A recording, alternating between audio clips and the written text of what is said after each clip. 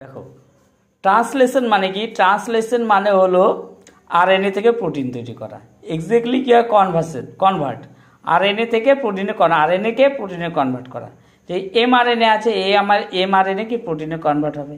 আর mRNA কি দিয়ে তৈরি? নিউক্লিওটাইড দিয়ে তৈরি। ঠিক আছে, আরএনএ নিউক্লিওটাইড দিয়ে তৈরি হয়। এই জন্য এমআরএনএ কি বলা হচ্ছে? Language of nucleotide. ঠিক আছে, আর প্রোটিনকে কি বলা হয়? প্রোটিন যেহেতু অ্যামাইনো অ্যাসিড দিয়ে তৈরি হয়, তার জন্য প্রোটিনকে কি বলা হচ্ছে? Language of amino acid. ঠিক আছে, ল্যাঙ্গুয়েজ অফ অ্যামাইনো অ্যাসিড।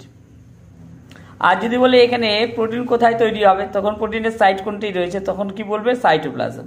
দেখো এই যে প্রোটিন তৈরি করার 5টা কি আছে আমাদের স্টেপ রয়েছে। প্রথমটা কি রয়েছে আমাদের? Activation of amino acid.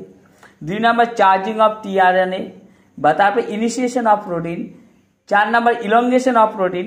ঠিক আছে, আর 5 নম্বর কি? Termination of protein.